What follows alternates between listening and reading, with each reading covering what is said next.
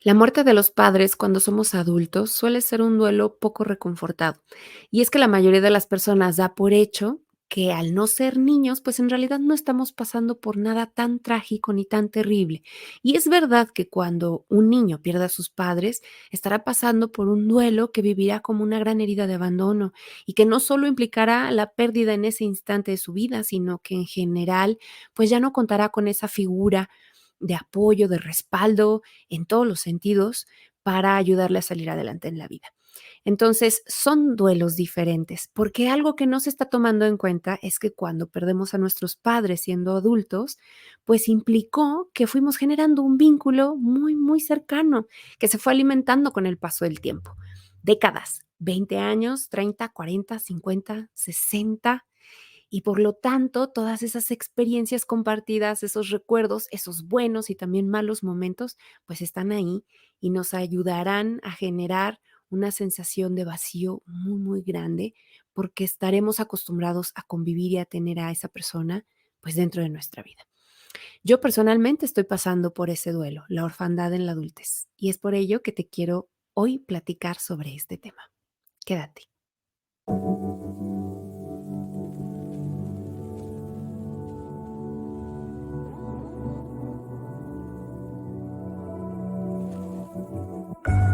Hola, soy Jessica Juárez, psicoterapeuta y tanatóloga, y estás en Mi Caja de Herramientas, un podcast donde encontrarás las mejores herramientas psicoafectivas para aplicar en tu vida cotidiana. Acompáñame.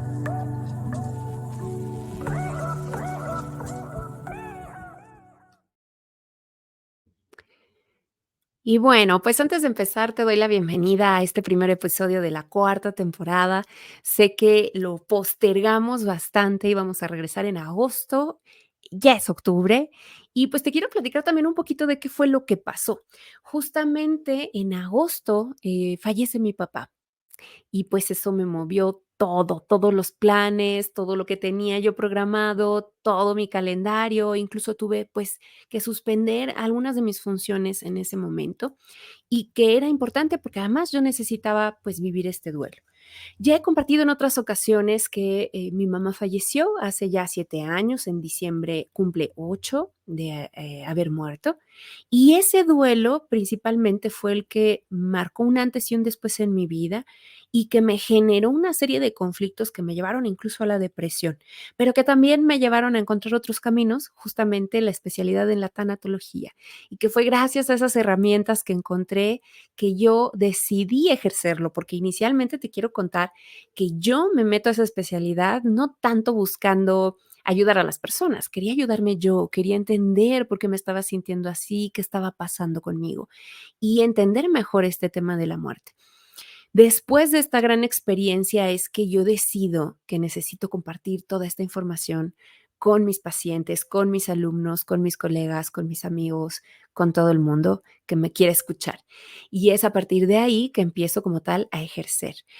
Gracias a esos 2 sucesos, que podría decir tres grandecitos, la muerte de mi madre, la depresión y entrar a la tanatología, pude tener una visión, una perspectiva totalmente diferente de la muerte, de la vida e incluso del ejercicio como tal de mi profesión. Me permitió tener una conexión diferente con las personas, ser más empática, poder conectar de verdad con lo que las otras personas estaban sintiendo. Y eso era algo que me faltaba antes de todas estas experiencias. Bueno, finalmente, sin saber, también había estado viviendo una antesala a lo que ahora iba a ser la pérdida de mi papá. Yo decido mudarme con él hace 2 años. Él me pide directamente mudarme con él y acompañarlo en una nueva etapa de su vida. Y entonces, pues yo me mudo a su casa en Teotihuacán y empezamos una nueva dinámica, aprovechando además que pues parte de lo que yo hago, mucho se resuelve en línea. Ustedes saben que yo tengo mi consultorio online y entonces recibo a las personas a través de Zoom, a través de videollamadas y también tengo el consultorio presencial en la Ciudad de México para algunos casos especiales que atiendo directamente así. Entonces, tuve la oportunidad por mi trabajo y a incluso las clases que daba, a universidad, pues, también en línea, la creación de contenidos, todo en línea. Entonces, tuve ese gran momento para poder decir: "Pues sí, lo voy a hacer". Me mudé a casa de mi papá y empezamos una nueva dinámica. En definitiva, esa fue una gran, gran experiencia y creo que eso dará para otro episodio y poder platicar de lo que implica vivir con los padres cuando son adultos mayores. Mi papá falleció habiendo ya cumplido 80 años de edad, ya era un octogenario, y sin embargo, y a pesar de lo que uno podría pensar que implica esa edad, pues mi papá en realidad era un hombre muy entero, que estaba en pleno uso de sus facultades mentales, que era muy activo, sano, alegre, divertido. Y eso ayudó muchísimo, porque en realidad yo como tal no vine a cuidarlo, vine a convivir con él, a compartir la morada y a compartir el tiempo juntos y sí hacerme cargo de algunas cosas como pues su alimentación, su suplementación, estar pendiente de sus necesidades, desde la ropa limpia, la casa limpia y algunas otras cosas. Y de ahí también compartir tiempo de calidad, ¿no? Poder contemplar juntos la lluvia, tomar un café, un té, jugar juegos de mesa, conversar, ver una película, hacer algunas otras actividades. De hecho, incluso cosas cotidianas como el cocinar, pues también era algo que podíamos compartir, ¿no? Compartir esa actividad entre los 2 y poder repartir algunas funciones. En general, pues creo que gracias a eso fue que ahora estoy viviendo un duelo que es muy tranquilo. Y sin embargo, no quiere decir que esa ausencia no me esté pegando con todo, ¿no? Pero no es tan dramático como lo pude haber experimentado cuando mi mamá murió. Y en definitiva, hay varias cosas que pasaron diferentes. La edad que yo tenía en ese entonces, parece no mucho, pero 7 años, pasan muchas cosas que hacen que tu modo de ver el mundo pueda cambiar, que tus prioridades puedan cambiar. Lo que yo hacía en ese momento, lo que perseguía a nivel profesional en ese momento era otra cosa totalmente diferente a lo que para mí ahora es importante. Entonces, gracias a que yo ya había puesto un freno en esa carrera loca por, alcanzar una serie de logros y éxitos, también tuve la oportunidad de disfrutar más de mis seres queridos, de tomar decisiones como dedicarme ya de tiempo completo a la consulta privada y de muchas otras cosas. Finalmente, tengo esa gran oportunidad de estar acá con él y, pues, sabía en el fondo que eso iba a implicar que muy probablemente me tocara estar presente cuando él muriera. Al mismo tiempo, había una gran fantasía de que eso no iba a pasar hasta dentro 10, 20 años. Y sí digo 20 porque en algún momento mis hermanos y yo hablábamos en broma y no de un proyecto, centenario en el que creíamos que mi papá, en definitiva, iba a poder alcanzar los 100 años de edad por todas las condiciones que le estaban caracterizando en ese momento. Además de que él viene de una familia longeva. Todos sus hermanos aún viven y están, viviendo, con un estilo de vida muy digno y que están sanos y también enteros y haciendo su vida, compartiendo con sus hijos, nietos, bisnietos. Entonces, nos daba toda la pauta de que mi papá, pues, muy probablemente podía también vivir ese tiempo. Estaba llevando una alimentación muy sana, estaba llevando, ya decía yo, una suplementación muy específica. En general, estábamos procurando, pues, que su estancia, su experiencia, su todo su proceso, su rutina, pues fuera muy bueno, muy adecuado y que lo hiciera feliz. No solo que estuviera bien cuidado en lo que debería hacer, comer, o tomar, sino también, teniendo la flexibilidad para que él pudiera disfrutar de esa vida en la que estaba en ese instante, finalmente como un hombre viudo, jubilado y, pues, con una vida tranquila. No fue el caso. La muerte de mi papá, pues, fue algo totalmente sorpresivo. Él empezó con síntomas que parecían ser colitis y a los pocos días eso se complicó hasta que ya vimos que esos síntomas estaban siendo extraños y graves. Fuimos al médico, el médico nos mandó a urgencias del hospital y en urgencias ya pudieron ahí diagnosticar. En realidad se trataba de una trombosis mesentérica y eso significa que su corazón estaba enviando algunos coágulos que se fueron acomodando en el intestino. Y eso provocó, pues, que se le paralizara, que no nos diéramos cuenta, porque además, pues, ahora sabemos que es un padecimiento silencioso y que aún con los estudios iniciales, pues, parecía o se confundía con síntomas como los de la colitis. Para cuando nosotros, llegamos a urgencias, esto ya estaba muy avanzado y, pues, implicaba una cirugía inmediata. Y en la preparación a la cirugía es cuando él entra en paro y fallece. Para mí fue, la parte más impactante fue el haber estado presente en su cuidado, en su momento sano, en su momento de enfermedad, en la incertidumbre, en la ambulancia, en la consulta médica, en urgencias, dando toda la información. Recuerdo que desde ahí empezó un momento de mucho bloqueo para mí, porque yo no sabía bien, algunos datos. La diferencia de edad con mi papá pues es bastante amplia. Yo soy la hija menor de 5 hermanos y, pues, en definitiva, yo no estaba planeada. Entonces, la distancia generacional entre mis 4 hermanos y yo, pues, es algo considerable y eso ha implicado que también yo me perdiera de muchas cosas que fueron importantes en la historia de mi familia. Yo o no había nacido o era muy pequeña. Mi papá tuvo cáncer cuando yo tenía alrededor de 4 años y todo ese proceso, pues, yo recuerdo solo cosas, pero creo que más bien son por las historias que me han contado, más que porque yo recordara como tal datos o sucesos de esa edad. Entonces, para mí empezó un momento muy estresante el no poder saber detalles sobre su historial médico tan atrás, no me imaginé que eso fuera algo que iba a requerir en ese instante. Bueno, finalmente me quedo con él, estoy muy pendiente en la sala de urgencias y el estar escuchando todo lo que está pasando también fue alimentando mucho esos momentos ansiosos. No sé si se los he platicado, pero también, soy paramédico, soy técnico en urgencias médicas por la Cruz Roja. Ya no estoy ejerciendo como tal, pero finalmente, pues, toda esa, formación, todos esos tecnicismos, todos esos protocolos, pues, no se me han olvidado. Y, estar ahí escuchando, pues, la verdad es que fue bastante impactante porque no podía verlo ya, llegó un momento en que no me permitían verlo porque nos separaba una cortina, pero escuchaba todo. Y entonces, pues, fue un momento bastante desgastante. Cuando él entra en paro y empieza en el proceso de reanimación, en realidad ese proceso fue el que me hizo venirme abajo.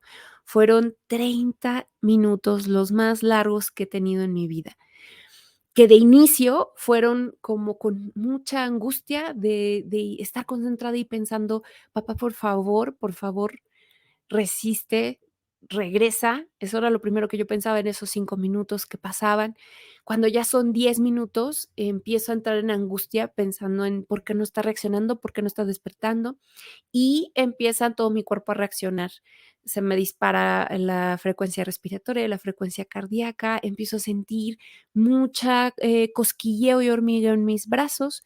Todo el tiempo estuve en comunicación con mis hermanos a través de WhatsApp en un grupo que tenemos. Y alcanzo yo a escribirles, se me están durmiendo las manos, los brazos, ya no me puedo mover. Y entonces mi hermana mayor, me marca y me empieza a coachear. Para ese momento yo ya estaba sentada en el piso, llorando, temblando, respirando agitadamente, entrando claramente en un estado de pánico. Entonces ella me empieza a guiar y yo, agradezco tanto todo el amor que mis hermanos, me han dado, mis hermanos mayores que me cobijaron en ese proceso. Ella me marca y me empieza a intentar coachear, como en algún momento, pues, yo he podido compartir esas técnicas básicas con ellos, ¿no? Con mi familia. Y, recuerdo que incluso ella me decía: "Haz lo que tú nos enseñaste", ¿no? Y escucha mi voz y respira conmigo y rápido me regulariza. Y entonces ya, me puedo calmar un poco y ella me dice: "¿Quieres salir?". Y yo decido quedarme, porque ya estoy en medio de eso y necesito saber en qué va a concluir, ¿no?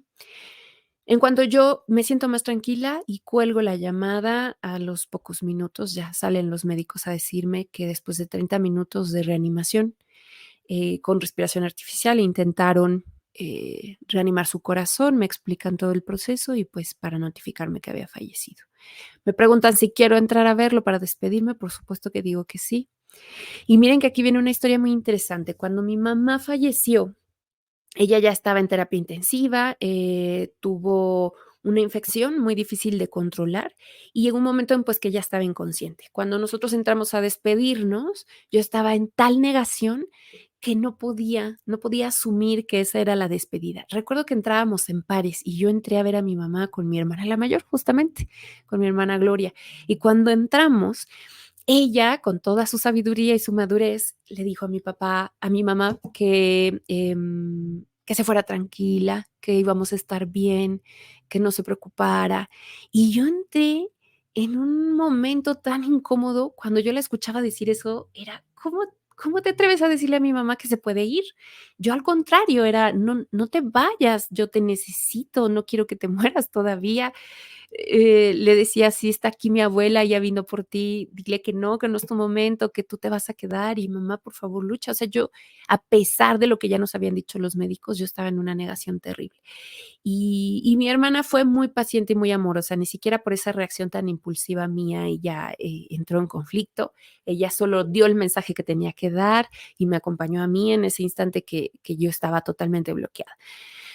En esta ocasión, pasados los años, la formación, las experiencias, era otra ya mi forma de ver las cosas, ¿no? Y por supuesto que entrar a verlo, pues, ya no era una despedida en un momento de a la mejor que lo fueran a desconectar, como mi mamá, o esperar el momento en el que mi mamá ya diera su último aliento, ¿no? En este caso, mi papá ya había fallecido, pero para mí aún así era muy valioso y muy importante tener ese instante, para poder entrar y verlo y hablar con él, porque me daba esta sensación como de que todavía una vez que fallecen hay un momento en el que siguen ahí, ¿no? En que está algo ahí que te puede percibir. Y entonces, tuve ese valor para entrar y verlo. Y fíjense qué importante, porque cuando uno ve el cuerpo sin vida de nuestros seres queridos, es mucho más sencillo para nuestro cerebro asumir lo que está pasando. Y entonces nos permite como empezar a que nos caiga el 20, porque si no, nos contamos historias, estamos justamente en la negación, caemos en fantasías y todo se hace más complicado, porque no tenemos como esta imagen tan necesaria para partir de ello y decir: es cierto, murió y lo vi con mis propios ojos". Cuando yo veo a mi papá tendido, puedo tocarlo, puedo abrazarlo, puedo besarlo y ahora sí hacer lo que no pude hacer cuando mi mamá, y decirle que se fuera tranquilo, que íbamos a estar bien, que lo había hecho muy bien, que estaba muy orgullosa, que entendía por qué él había soltado y que su tiempo se había cumplido y que lo había hecho maravillosamente. Entonces, pues eso me ayudó a que a pesar de esa gran crisis que tuve, pude ahí recuperar un poco de calma. Cuando yo salgo de la sala de urgencias, a la primera que veo es a mi hermana Angélica, y pues ella ya sabía, ¿no? Ya me vio y entendió que ya había sucedido. Con ella también pude romperme, llorar y llorar y llorar y llorar y llorar y llorar hasta que me calmé y ver después al resto de mis hermanos. Gracias a permitirme, siento yo, en esos momentos tan rudos, tan críticos, sacar y hacer esa catarsis ha sido como un proceso ya de más a menos, hasta ahorita. Es muy pronto para decir que estoy bien, porque, pues, se los digo, agosto, septiembre, octubre, 2 meses, apenas tuvimos, em, el aniversario del segundo mes. Y, pues, estoy consciente de que es muy pronto, pero tratando un poco de comparar cómo estaba viviendo el segundo mes de la muerte de mi mamá y cómo estoy viviendo este segundo mes, sí me siento en otro lugar. Son cosas diferentes porque son el vínculo con mamá y el vínculo con papá, son historias muy particulares. Ya les decía yo, hay muchos factores que van a influir y, pues, justamente por eso les quería contar mi experiencia, cómo fue para mí, a grandes rasgos, este momento crítico, para poder también compartir con ustedes algunas cosas clave que espero que les puedan ayudar. Bueno, pues entonces vámonos ahora al concepto general. Yo les hablaba de orfandad y fíjense que un huérfano, según la Real Academia Española, pues es una persona menor de edad. a quien se le ha muerto el padre o la madre y la madre, porque existe un concepto de orfandad parcial y un concepto de orfandad total o absoluta. Yo estoy partiendo de qué pasa con el adulto cuando vive la orfandad absoluta, que es decir, que ya has perdido o ya murieron tu mamá y tu papá. Em, Sin embargo, en términos de conceptos, pues un huérfano se entiende en alguien sí menor de edad y que se le ha muerto uno de los dos de forma en orfandad parcial o en orfandad absoluta cuando murieron los dos. También hay una definición por ahí que me encontré legal que se utiliza en Estados Unidos de América y dice que un niño puede ser considerado huérfano por la muerte o la desaparición o abandono o deserción de los padres. Qué interesante, porque la orfandad no solo viene de la muerte. Entonces, se los vuelvo a repetir, en este concepto legal implica que es considerado huérfano por la muerte o desaparición o abandono o deserción de ambos padres. Y eso también implica la orfandad. Creo que este concepto surge incluso para dar un poco más de contexto cuando estamos hablando de casos de adopción, en donde son niños abandonados, donde no necesariamente los papás fallecieron, pero que pues están abandonados a su suerte y por lo tanto entran al sistema para buscarles una familia nueva, ¿no? Que pueda haber por ellos. Entonces, este estado de orfandad implica eh, la falta de ayuda, la falta de un respaldo, de protección, de valimiento, ¿no? Y entonces se percibe a estos niños como desválidos en el sentido de estar totalmente desprotegidos porque no hay quien vele por ellos a nivel emocional, a nivel económico, en todos los aspectos, ¿no? Y cuando somos menores de edad, pues tan vulnerables, ¿no? Que podemos ser y todo lo que necesitamos para poder crecer y desarrollarnos adecuadamente. En el caso de los adultos, por lo general, este estado pues no se va a manifestar a nivel económico. Cuando somos adultos, perdemos a los padres, pues no tenemos como tal este desvalimiento en el sentido de quedarnos en la calle o de quién va a pagar nuestra escuela, nuestra manutención. Eso como tal no pasa, salvo algunas excepciones. A lo mejor si estamos hablando de un adulto legal, pero que tal vez, emocional o mentalmente, o por alguna enfermedad, sea dependiente de sus padres o de otras personas. Pero por lo general estaremos hablando de que aquí no se va a manifestar como tal ese aspecto económico, pero sí se va a manifestar esta desprotección emocional y esta desprotección social también. Entonces, ¿puede un adulto sentirse en estado de orfandad ante la muerte de sus padres? Yo digo que sí. De inicio no es una sensación, tan presente, porque por lo general estamos intentando resolver cuestiones más inmediatas que tiene que ver con los asuntos y los trámites funerarios, con situaciones propias de la reciente muerte. Pero una vez que, empezamos como a pasar los días, y al cabo de un tiempo, como que empieza a llegar ese golpe de realidad en donde nos damos cuenta, pues, que ya no hay otro adulto que vele por nosotros. Ujú. Nos percatamos que entre la muerte y nosotros ya no hay nadie. Y que al final del día, la persona con quien tuvimos una historia de tantos y tantos años, pues ya no está. Y lo he dicho ya en variadas ocasiones, por más que uno sepa que los padres morirán en algún momento, más si ya son adultos mayores, nunca estamos del todo listos para enfrentar esa pérdida. Nunca. Yo he tenido pacientes de 60 años que han perdido a sus padres de 80 y tantos, casi 90 años, y la están pasando bastante mal, justo porque fueron muchísimas décadas de historia.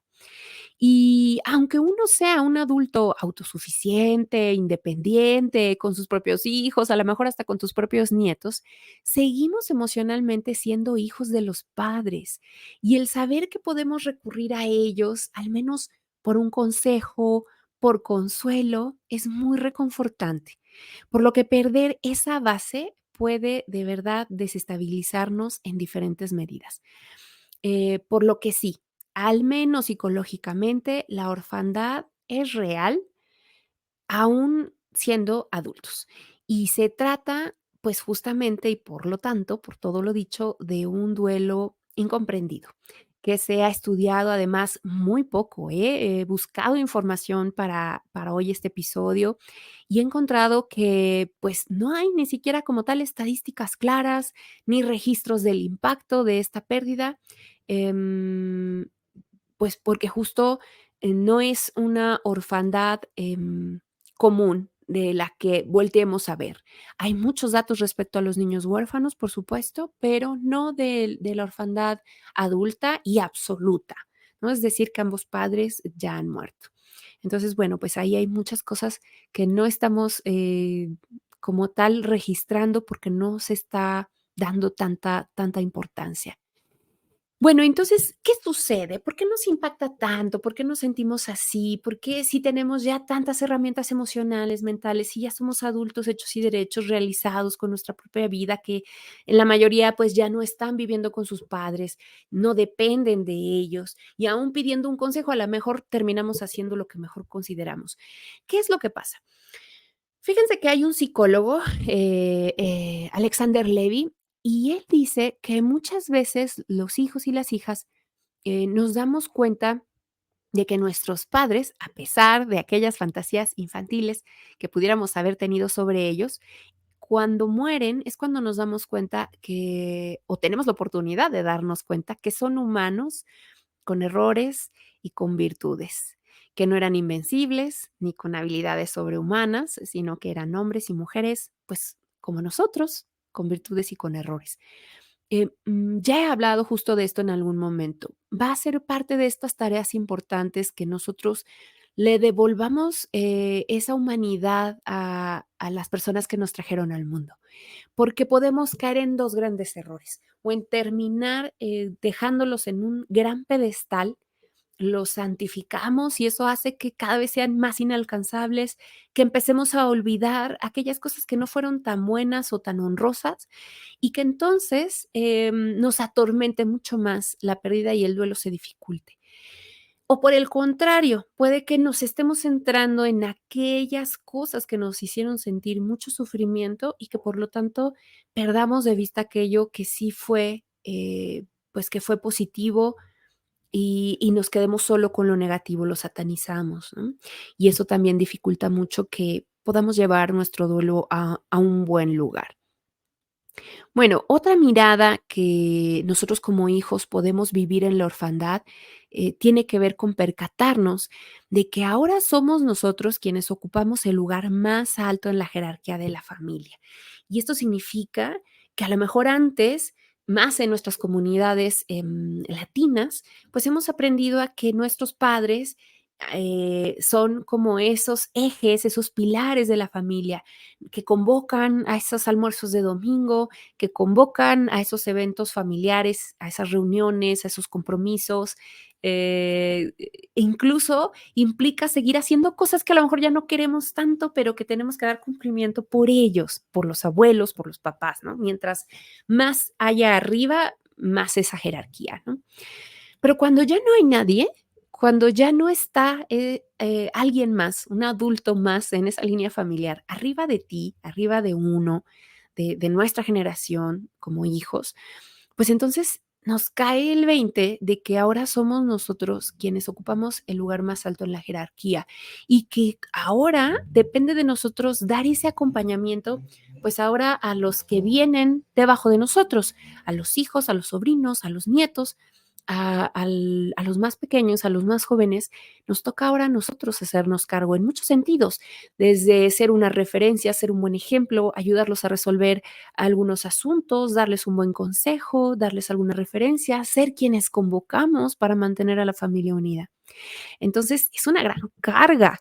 em, Darte cuenta que ya te toca a ti en particular o a ti y a tus hermanos repartirse esas funciones, pues hace que muchas cosas se vengan encima también. Y más porque podemos cometer el error de querer como tal mantener toda la dinámica como ellos la ejecutaban. Y pues eso finalmente no va a traer nada bueno. Ni lo vamos a lograr, va a ser muy cansado, muy desgastante y vamos a sufrir mucho. Entonces, que en ese proceso de tomar esa jerarquía o ese lugar en la jerarquía no nos traiga esta idea errónea de que tenemos que preservar todo tal cual como él hubiera querido o ella hubiera querido, porque casi que es insostenible. Otro de los procesos por los que nos enfrentamos es llegar a sentir que perdimos un hogar. Incluso puede que nos sintamos muy vulnerables y desprotegidos por ello, por no tener como ya un hogar paterno, materno a donde llegar.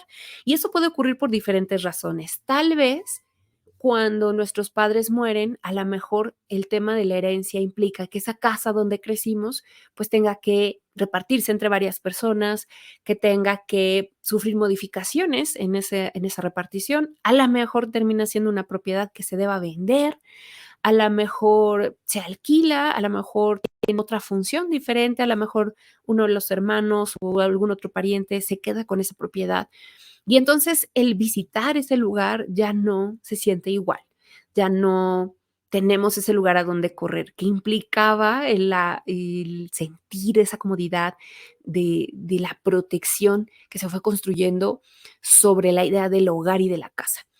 Y yo no sé si a ustedes les llegaba a pasar. Yo recuerdo que viviendo fuera, cuando me llegaba a enfermar de incluso de un resfriado, de alguna afección de las vías respiratorias, del estómago, algo sencillo, pero que a lo mejor, pues, me implicaba, síntomas muy aparatosos o que no pudiera ir a trabajar. Recuerdo que yo llamaba a mi mamá para que ella me dijera qué hacer y qué tomar, y ya con escuchar su voz ya me sentía un poco mejor.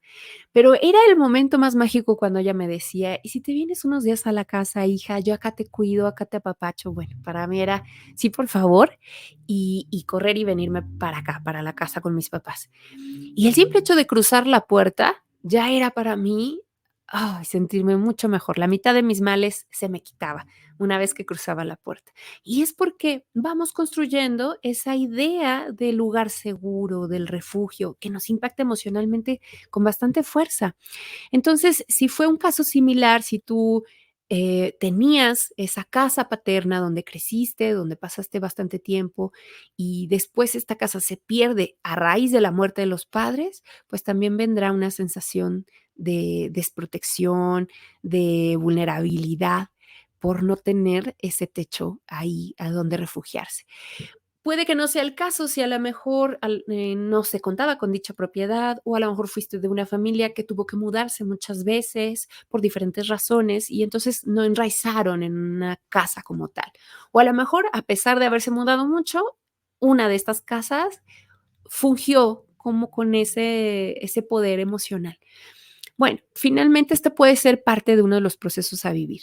Otra cosa puede ser llegar a sentir, o a darnos cuenta que los hermanos y las hermanas estábamos unidos más bien por la presencia de nuestros papás.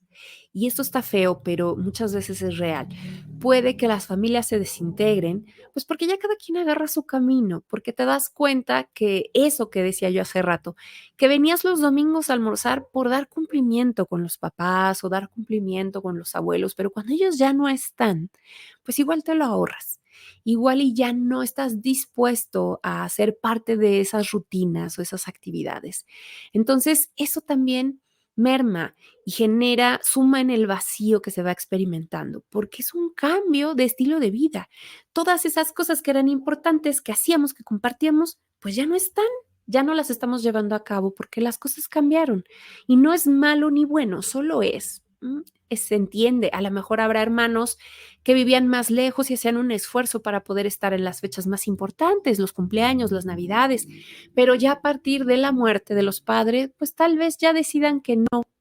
Puede que esto sea radical al instante, que cada quien agarre sus muñecas y se vaya, o puede que sea algo gradual, que de inicio, pues justo estemos buscando pasar el más tiempo posible porque esta carencia, esta ausencia nos hace buscar esa sensación a través de los hermanos, de los sobrinos, del resto de la familia, de los tíos, verlos, sentirlos, también nos reflejan una parte de los padres, ¿no? Porque finalmente, pues, son su sangre y tienen similitudes. Pero en ese proceso también nos iremos a lo mejor adaptando y cada vez nos vayamos distanciando más. ¿Qué sería lo ideal? Que fuera un proceso gradual, porque, así este golpe no se viviría con tanta intensidad y podríamos irlo trabajando de manera diferente. Pero bueno, a veces eso no depende de nosotros, la mayoría de las veces no depende de nosotros. A la mejor en lo que te toca a ti respecto a ser partícipe de esas convivencias, pero pues no podemos controlar lo que los otros decidan, ¿no? De si siguen o no participando. Entonces, pues también nos estaríamos enfrentando a este reto. Y también a que el darnos cuenta que el sentido de continuidad con la vida no es fijo, no es estático, y es como si de pronto nos diéramos cuenta, pues, que hemos crecido y que la vida seguirá para nosotros y que habrá cosas que nuestros padres ya no verán. Y este también es un proceso de vacío. Yo recuerdo que cuando mi mamá murió, de las cosas que más estaban, pues justo era las situaciones que aún me faltaban por experimentar, desde los logros profesionales como los personales. Yo recuerdo que en ese entonces todavía consideraba importante el sentir que mi mamá iba a estar conmigo en cosas como a lo mejor un embarazo, un parto, la crianza, al tener mi propia casa, mis situaciones de pareja. Y entonces para mí era muy agobiante pensar, si mi mamá ya no está, ¿quién me va a acompañar? ¿Quién me va a auxiliar? ¿Quién me va a dar guía como sucedió con mis hermanas? ¿No? Y ahora, ¿quién va a estar para mí? Y eso también nos puede pasar en muchos aspectos, porque no importa en qué etapa de tu vida estés, que ahorita vamos a ver un poco cómo influyen esos factores, pero por lo general siempre va a haber algo que nos va a hacer falta compartir con ellos. Y entonces a lo mejor tú sí tuviste a tus hijos cuando tus papás todavía vivían y los conocieron, pero ya no van a estar para cuando tus hijos se gradúen. Y te hubiera encantado que tus papás vieran a tus hijos graduarse. O a lo mejor ya no van a estar cuando tú por fin compres tu casa y te la entreguen. Y para ti hubiera sido muy, muy valioso que hubieran estado presentes en ese proceso. O a lo mejor ya no van a estar para cuando termines tus estudios de posgrado y hubiera sido maravilloso y hermoso que hubieran estado en ese proceso. O a lo mejor en cosas dolorosas también, difíciles y que dijeras, híjole, qué rico, qué importante que hubieran estado aquí, que me ayudaran y me dijeran qué hacer, qué harían ellos, cómo lo hubieran solucionado. Entonces, parte de esta asimilación es darnos cuenta, pues, que nuestros padres ya no van a estar y que ya no verán ni lo positivo ni lo negativo de lo que viene para nosotros. Y pues todo eso también es parte de las cosas que lo van a ir complicando. Bueno, y entonces, ¿cuáles son estos otros factores que yo te mencionaba hace un momento que van a influenciar? Pues son varios. Tienen que ver con las circunstancias muy particulares en las que tú estás experimentando este duelo y que, te permitan como, definir qué tan difícil, complejo, corto, largo, traumático va a ser. ¿Cuáles son esos aspectos? Primero, ¿cuál era la relación que tenías con ellos? ¿Cuál era la relación que tenías con tus padres? ¿Era buena, era mala, era distante, era muy cercana, era demasiado apegada, no se hablaban en años? Casi siempre los conflictos los vamos a tener cuando esta relación era o muy cercana o muy distante. Porque si yo todo necesitaba involucrar a mis padres, a mi papá o a mi mamá para tomar decisiones, para hacer cosas, estaban involucrados en cada aspecto de mi vida, pues por supuesto que lo voy a resentir con mucha fuerza. Y por el contrario también, si estábamos tan distanciados, que no nos hablábamos o que estábamos molestos o que no compartíamos cosas importantes, también tu duelo te lo va a cobrar. Porque no es lo mismo no querer estar cerca de ellos que ya no poder. Y créeme que ahí lo vas a resentir, porque llega un momento en el que a lo mejor ese enojo o ese querer aclarar, bueno, incluso ese querer ignorarte y rechazarte y despreciarte, pierde sentido cuando ya no estás. O sea, ya no puedo mostrarte mi desprecio si ya no estás, ¿no? Es cuando la persona muere y nosotros no resolvimos esos distanciamientos, pues también vendrán cosas difíciles. Em, y bueno, ¿Qué otro aspecto puede ser importante? La forma en que mueren nuestros padres. Si es de manera repentina, si fue después de un proceso de una larga enfermedad que implicó un gran sufrimiento, definirán, no lo harán ni menos ni más importante, ni menos ni más doloroso, ni menos ni más grave, sino le darán como ese condimento en particular, porque tiene sus pros y sus contras finalmente. Cuando un ser querido pasa por una enfermedad larga, implica un agotamiento para todos, para él, ¿no? Y que a lo mejor incluso su muerte ya implica un alivio y para nosotros como sus cuidadores y ese sufrimiento, no por tenerlos que cuidar, sino por verlos pasarla mal, por verlos pasar sus momentos finales así. Entonces, si tuvimos la oportunidad de estar muchos años cuidándoles o velándoles en esa enfermedad, de alguna forma vamos como asimilando, aunque no lo digamos en voz alta, que van a morir y nos permite prepararnos de poquito en poquito. En el mejor de los casos, incluso tomando decisiones importantes, como platicando cuáles harán sus voluntades, qué quieren para sus ritos funerarios, que nuestro ser querido pueda poner en orden incluso asuntos legales. Pero cuando es de forma momentánea, o más bien instantánea, inesperada, entonces ahí no tenemos la oportunidad de medio hacernos a la idea, pero al mismo tiempo tampoco viene todo este desgaste, ni este momento, pues, de sufrimiento prolongado, de agonía. Por eso es que les digo, son unas por otras. Aquí corremos más el riesgo de entrar en estado de shock, de bloquearnos, de estar en negación, de estar muy molestos, porque la toma de decisiones en una situación así es muy difícil y a veces uno se cuestiona si hizo lo correcto o no lo hizo. Y a diferencia de cuando a lo mejor ya hubo un tiempo de enfermedad y ya teníamos todo muy controlado y sabemos que pues no había mucho diferente que hacer. ¿Qué otra cosa va a tener o jugar un factor importante para definir cómo vas a vivir este duelo? Ya dijimos que la relación con ellos, la forma en que murieron, la etapa de tu vida, que es un poco lo que ya te venía comentando. Si estabas en la adolescencia, si estás ya, en tu vida adulta independiente, si estás estudiando en la universidad, si estás trabajando, si tienes hijos, si ya te casaste, si no te has casado, si te divorciaste, si ya vas por tu segundo round, todo lo que esté pasando, aconteciendo en tu vida, también va a definir, a lo mejor estás emprendiendo un negocio, a lo mejor acabas de perder el empleo, cosas de tu entorno que puedan sumar o restar en ese proceso de duelo. Entonces, la etapa de tu vida en la que te encuentres y el cómo te está yendo en la feria en ese instante, pues también podrá sumar o restar a cómo vayas a vivir ese duelo. Entonces, la forma en que mueren, la relación que teníamos con ellos, la etapa de nuestra vida y tal vez yo aquí añadiría la concepción que tenemos sobre la muerte. Y ahí hay una diferencia importante, fíjense, en la historia personal que les comparto. Yo creo que la concepción que yo tenía de la muerte cuando mi mamá murió era totalmente nula, era totalmente errónea y tenía muchos tabús y fantasías al respecto. Por eso es que lo viví con tanto dramatismo y con tanto dolor y me resistía tanto a asimilar lo que estaba sucediendo. Para cuando mi papá muere, yo ya tengo una concepción de la muerte totalmente diferente, mucho más elaborada, no solo a partir de la muerte de mi mamá, sino otra serie de pérdidas que se venían dando para mí. Entonces, creo que esa también va a ser la clave. ¿Y saben luego cómo me doy cuenta?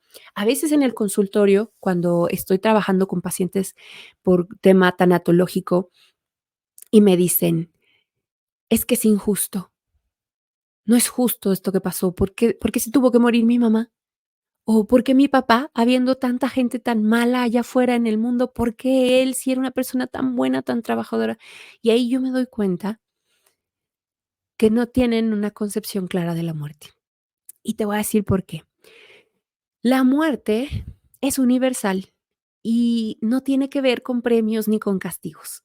Es un hecho irrefutable y la vida implica la muerte y todos vamos a morir. Y no tiene que ver con que haya sido bueno o malo, con que lo merezcas o no lo merezcas. Solo es. Si tú no tienes claro eso, entonces tu concepción de la muerte ya está dando señales de que no está como muy bien establecida y te va a dar lata en un duelo. Aguas ahí de verdad, porque cuando creemos que esto no es justo, si esto es lo primero que te viene a la mente cuando pierdes un ser querido, no es justo, ahí hay un tema con respecto a la concepción de lo que significa la muerte, la conciencia objetiva de lo que significa la muerte. Y entonces estamos más actuando y respondiendo desde la parte infantil, ¿no? Creyendo que esto tiene que ver con injusticia o con justicia. Y pues realmente no, no va por ahí. Bueno, pues entonces esos serían los aspectos en general que tú tendrías también que tomar en cuenta para pues saber cómo lo estás viviendo. Y ahora te quiero ya rápidamente, pues, dar algunas estrategias muy puntuales para que, pues, te sea más sencillo, eh, cruzar este gran túnel. Bueno, primero que te tengo para hoy, la primera herramienta es tener el valor de hablarlo sin restricciones. Y esto parece simple, pero no lo es. Que tú puedas hablar sobre lo que estás sintiendo, sobre lo que estás pensando, sobre lo que te angustia, ya sea con tus pares, con tus hermanos, con tus primos, con tus tíos, con toda la gente pues, que quieres. Y si no, a lo mejor hasta con un profesional, que puede ser tu terapeuta, puede ser el tanatólogo, pero que puedas de verdad tener la oportunidad, de hablar de esto y que, puedas externarlo, sin esta restricción, que no te tengas que aguantar tu tristeza, que no te tengas que aguantar tu enojo, que no te tengas que aguantar tu frustración, Bueno, ¿qué otra cosa importante, es que puedes hacer? Respetar cómo viven los demás en la familia el duelo. Y miren, es que los hijos somos como los dedos de la mano. A pesar de tener a los mismos padres, cada uno de nosotros es diferente. La forma en que vamos a vivir esta experiencia también va a ser muy diferente, porque a lo mejor yo puedo estar sintiendo que muero en vida y voltear a ver a mis hermanos y decir, o a alguno de ellos y decir, ¿cómo puede estar tan tranquilo? ¿Cómo pudo regresar al trabajo ahorita? Yo no tengo cabeza. ¿Cómo puede ella comer? Yo no tengo ni apetito. ¿Cómo puede él reírse si yo no tengo ni humor? Eso es subjetivo. Hay que entender que cada uno de nosotros va a vivir su proceso de manera diferente y que a veces refugiarnos en el trabajo no es señal de que estamos bien, que ya lo superé o que no me importa. A veces puede ser un escape, querer huir y intentar regresar a una rutina porque no sé cómo lidiar con esto. O a lo mejor, reírme también implica, pues, que soy un humano y que aunque estoy triste y estoy en duelo, habrá cosas que me saquen risas a fuerzas y son buenas esas experiencias. Entonces, hay que respetar mucho cómo vive el resto de la familia este duelo, más si es diferente a como yo lo estoy experimentando. Bueno, la siguiente herramienta que tengo para ti es que intentes enfocarte en vivirlo en el presente. ¿Qué significa esto? Que no lo vivas en el pasado. En el pasado es estar en el hubiera. Si hubiéramos llamado al médico antes, si hubiéramos obligado a mi papá a llevarlo al hospital, aunque él no quería, si le hubiéramos dado mejor ese medicamento, no, si mejor hubiéramos hecho ese estudio que nos había dicho la internista, no, si fulana hubiera llegado antes, a lo mejor 5 minutos antes y no se hubiera retrasado, hubiéramos llegado a tiempo al hospital. Y entonces todas esas cosas realmente no te resuelven nada. No tenemos la certeza de que en esos hubieras algo hubiera sido diferente y además en este momento no te sirve. Y tampoco te sirve vivirlo en el futuro. Puede que a veces caigamos en eso, en estar en el ¿y qué va a pasar? ¿Y qué va a pasar conmigo? ¿Y qué va a pasar con nosotros? ¿Y qué va a pasar con la casa? ¿Y qué va a pasar con mi hermano y con mis hijos? ¿Y yo qué voy a hacer? ¿Y el negocio? ¿Y mis tíos? O sea, no. Si yo estoy tratando de prevenir, de adelantarme a situaciones futuras, obviamente las inmediatas que tienen que ver con nuestros trámites necesarios, pero no tratar de resolver ni anticiparnos a todo lo que viene, sino en general vivirlo en el presente, intentar resolver de a poco, porque no vas a tener mucha cabeza para todo, no puedes estar en los tres tiempos, entonces o te enganchas en el futuro, o te enganchas en el pasado y esos te atoran, engánchate en el presente. Otra herramienta, hay que desprendernos de la culpa, tanto de la culpa propia como de la culpa que podemos estar atribuyendo a otros. En la propia se trata de una autorrecriminación o un autocastigo. Es una forma también de intentar enfrentar el duelo y es asumiendo culpas. Por lo general, estas culpas van a venir de la fantasía, van a ser mm, autoincriminadas, donde nosotros vamos a sentir culpa por cosas que realmente luego no tienen tanto sentido y que no habían o hubieran hecho una diferencia real. Entonces, no tiene caso, hay que desprendernos de esa culpa propia y también la culpa que podemos dar a otros, y esto es cuando señalamos las decisiones de los demás. Es una cacería de brujas, estamos buscando culpables para lidiar con el suceso en lo que yo lo asimilo. Y es normal intentar decir, ese doctor no es bueno, nunca me dio confianza, o esa tal persona no fue bueno o no lo hizo bien. Y entonces puede ser válido, comprensible, porque a veces necesitamos hacer eso para lidiar con el suceso en lo que lo vamos asimilando, pero no debemos instalarnos ahí. En el caso, luego además de que las culpas sí tengan razón de ser, pues entonces ahí tenemos otras opciones. ¿Cómo que sí tengan razón de ser, me dirás? Las culpas a veces pueden tener razón de ser cuando nosotros a lo mejor sí nos ausentamos un tiempo, a lo mejor no estuvimos presentes y después nos sentimos mal por habernos perdido esos momentos, por no haber apoyado, por no haber resuelto. Y es una culpa con supuesta razón de ser, porque en realidad se trata más de responsabilidad. No es que tengas la culpa de, porque tampoco podías saber lo que venía, pero sí a lo mejor eres responsable de algunas cosas, de algunas decisiones, de algunas acciones o de algunas omisiones. Y acá lo que toca pues es eso. Si me desentendí, si tuve otras prioridades, si se me hizo fácil algo que impactó en el resultado final, aunque no tenga pues, la certeza de que algo hubiera sido diferente, toca trabajarlo desde la perspectiva de la responsabilidad y a lo mejor necesites apoyo terapéutico. Pero te digo, mientras tanto puedes ir reemplazando culpa por responsabilidad, es más sutil. Y una manera de encontrar un poco de alivio a esa sensación es haciendo voluntariado. El voluntariado es muy sanador, nos ayuda mucho a encontrar esa paz en cosas que a lo mejor no hicimos y que nos están carcomiendo. El voluntariado específicamente, a lo mejor te puedes ir a una casa de retiro donde puedas trabajar con adultos mayores, dedicar tiempo a una o varias personas, un poco como en retribución a eso que no hiciste por los tuyos, por la razón que fuera, porque a lo mejor no era posible, porque a lo mejor había otras cosas que decidiste atender y no está ni bien ni mal, pero te pesa. Y entonces hacer voluntariado puede ser muy útil para que nosotros sintamos que retribuimos kármicamente en algún lugar con alguna persona. Porque a lo mejor también así fue para nuestros padres. A lo mejor yo no estuve, pero hubo alguien ahí que estuvo para ellos y ahora me toca a mí pagar esa, mm, ese movimiento energético. Bueno, también darnos permiso de sentir lo que sea que tengas que sentir. Si nosotros evitamos lugares, evitamos fechas, eventos, celebraciones, evitamos personas, ay, no quiero ir a ese lugar porque me van a estar preguntando, me van a dar el pésame, no, no quiero ir a ese restaurante porque me recuerda a mi mamá y que le gustaba mucho comer ahí, no, no quiero que sea la Navidad, no quiero porque mi papá era muy importante la fecha para él. Mientras más quieras escapar de lugares, fechas, eventos, personas, te estás perdiendo de una gran oportunidad. Si bien sí te genera una gran incomodidad y tristeza que quieres evitar, al no hacerlo, también te estás negando la posibilidad de sentir y de avanzar en tu duelo. ¿Qué te asusta? ¿Que te va a poner triste? Pues ponte triste y llora.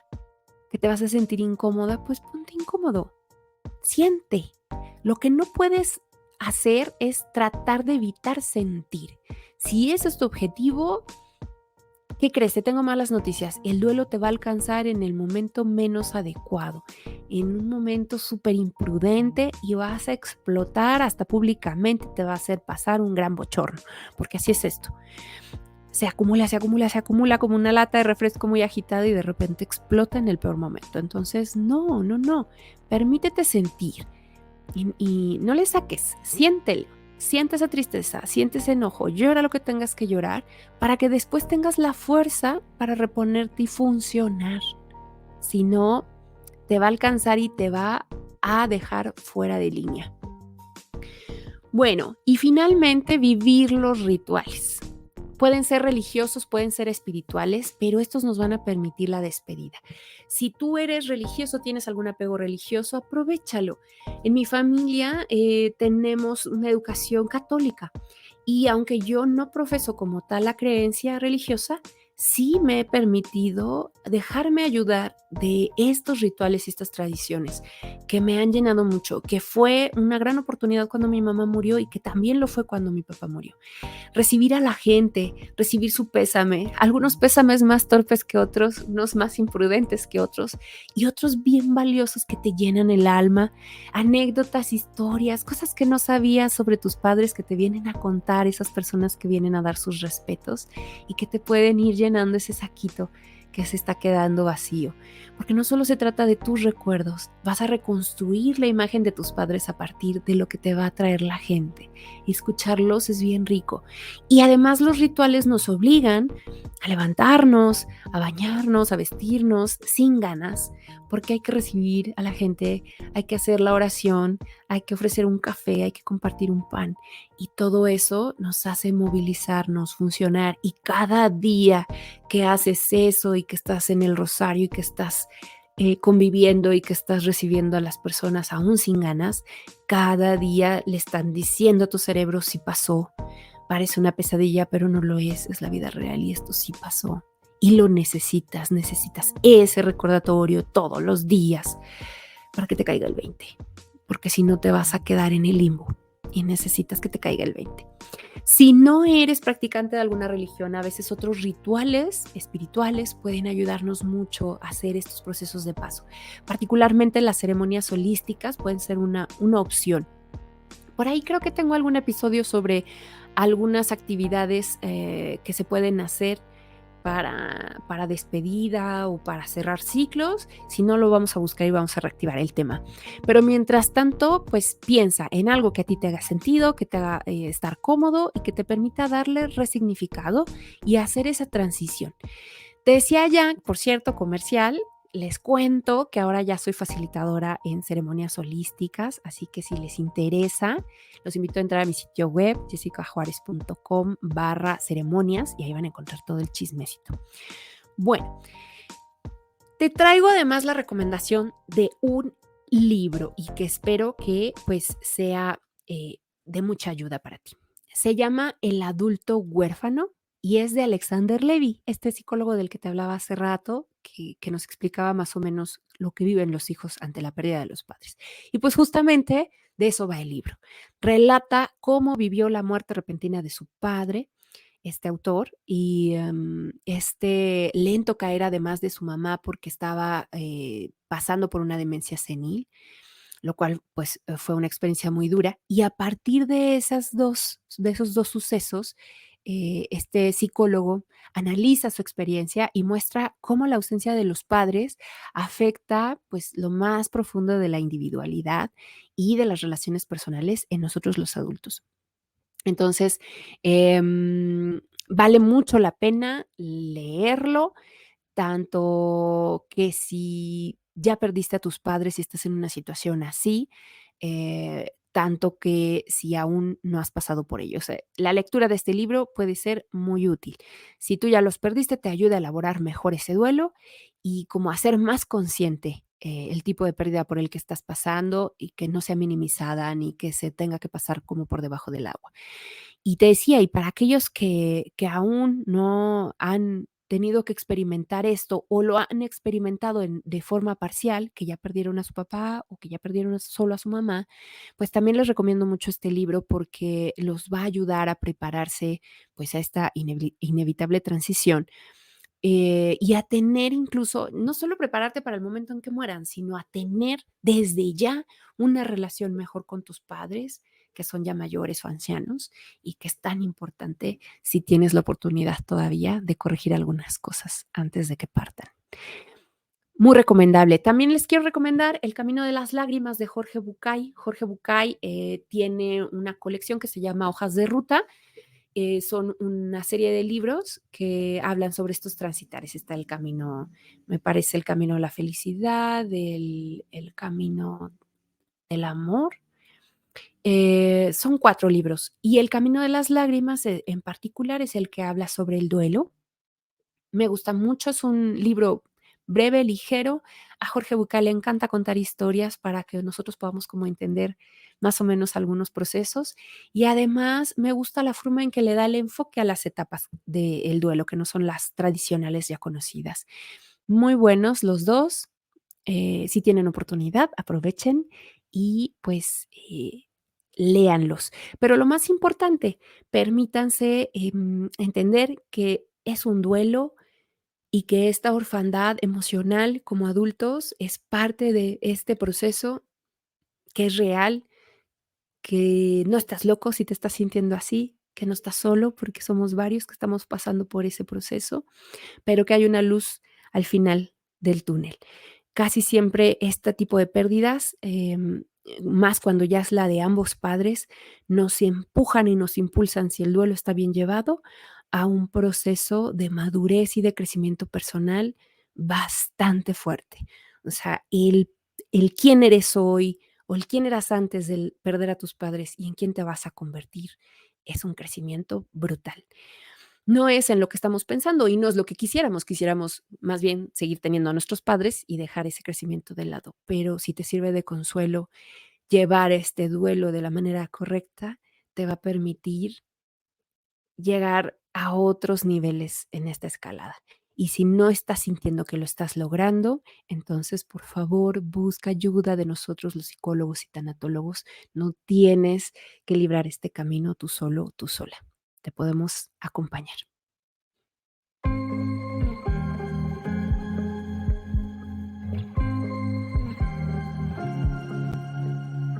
Listo. Me encanta que te hayas quedado hasta el final. Si este episodio te fue de utilidad, por favor compártelo con familiares y amigos. Pasa la voz.